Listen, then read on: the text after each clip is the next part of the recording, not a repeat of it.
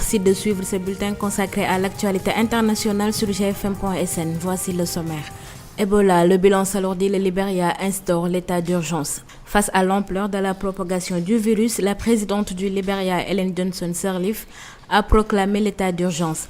Au Nigeria, où 7 cas sont désormais enregistrés, les autorités affirment tout mettre en œuvre pour contenir la propagation. La fièvre hémorragique a fait 932 morts sur les 1711 cas identifiés selon le dernier bilan de l'OMS. Les États-Unis vont renforcer leur coopération militaire en Afrique après 2 jours dédiés à l'économie. Le 3e et dernier jour du sommet États-Unis-Afrique a été consacré mercredi à la paix et la sécurité sur le continent. Une réunion à huis clos a rassemblé les chefs d'État et de gouvernement invités à Washington.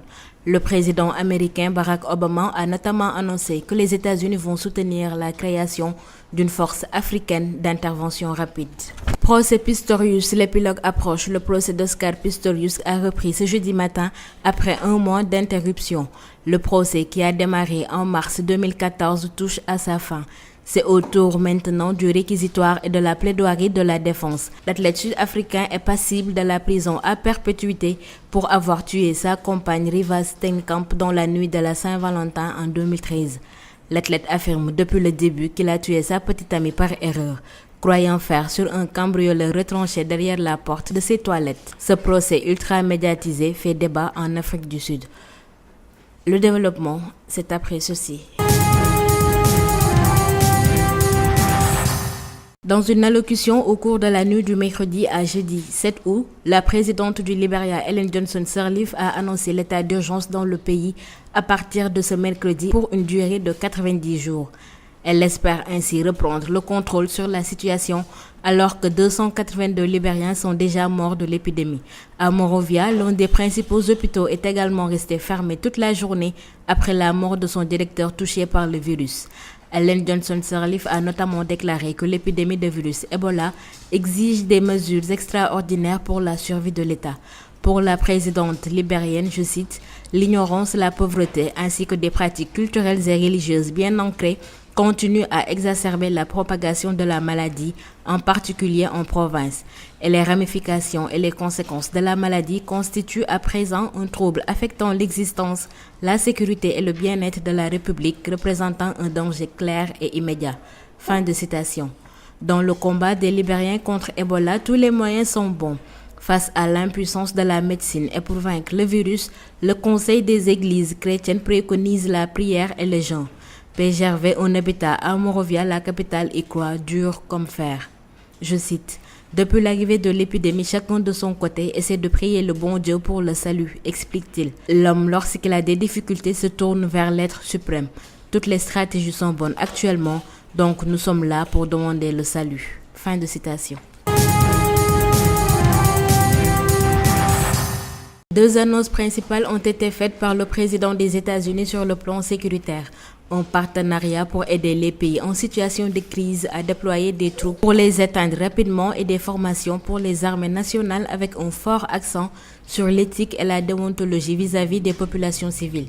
Pour ce faire, les États-Unis contribueront à hauteur de 110 millions de dollars par an et s'appuieront sur le Ghana, l'Éthiopie, le Sénégal, la Tanzanie, le Rwanda et l'Ouganda. D'autres pays devraient bénéficier aussi d'un plan d'aide américain de 65 millions alloués à la formation des armées. L'objectif est là de renforcer la sécurité aux frontières pour garantir leur sécurité. Le Kenya, la Tunisie, le Mali, le Nigeria et le Niger sont concernés. Il s'agit d'aider ces pays à renforcer la capacité de défense de leurs frontières en mettant sur pied des armées professionnelles et entraînées. Selon le président américain, il est important que les forces de sécurité africaines se professionnalisent.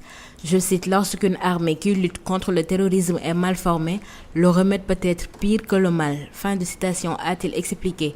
Et si les militaires s'aliènent la population, l'effort est contre-productif. Une allusion à peine masquée au Nigeria. Le département d'État a souvent mis en avant le fait que dans l'échec de la lutte contre Boko Haram, une grande partie de la responsabilité incombe à l'armée nigériane, dont certaines unités ont commis des exactions.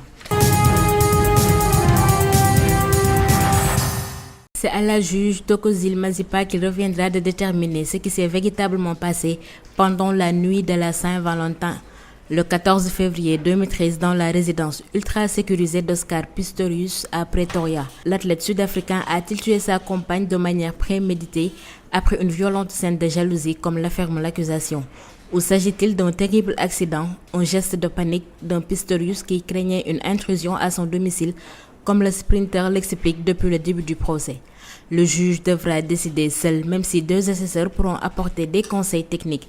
Il n'y a pas de jury populaire comme dans d'autres pays. Si la juge privilégie la thèse du geste malheureux, on s'oriente plutôt vers la prison avec sursis et une lourde amende pour homicide involontaire. Si c'est un homicide volontaire, Oscar Pistorius encourt la perpétuité avec 25 ans de sûreté en prison. Depuis le début du procès, l'athlète affirme avoir pris sa compagne pour un cambrioleur. Selon sa version, le couple s'est couché vers 22h dans une atmosphère apaisée.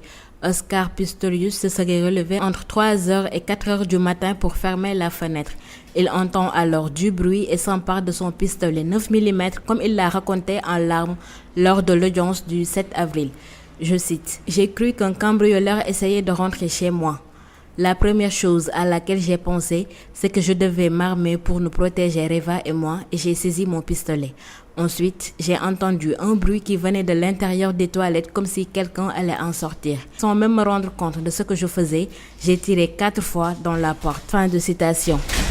Le procureur, très envers pendant les contre-interrogatoires, a décrit de son côté Pistorius comme un homme imprévisible, colérique et surtout à la gâchette très facile. À la barre, des proches d'Oscar Pistorius comme Darren Frisco, avec qui le sprinter partage le goût des belles voitures et des armes, ont raconté 2 épisodes où l'athlète n'a pas hésité à utiliser une arme en public. Ce fut le cas dans un restaurant branché de Johannesburg quelques semaines avant la mort de sa compagne. Un simple accident, répond Pistorius, qui vérifiait l'arme d'un ami et aurait accidentellement enlevé le cran de sûreté. Les échanges téléphoniques entre Pistorius et Reva Steenkamp ont aussi été scrutés à la loupe. Près de 90% sont des SMS banals ou affectueux, mais l'accusation a insisté sur quelques messages plus troublants où la mannequin parle de crise que lui ferait son compagnon en public. Je cite: « Parfois tu me fais peur, surtout dans la façon dont tu me parles et tu réagis. » Fin de citation. C'était le mot met fin à ce présent bulletin. Merci de l'avoir suivi. Rendez-vous demain pour un autre numéro.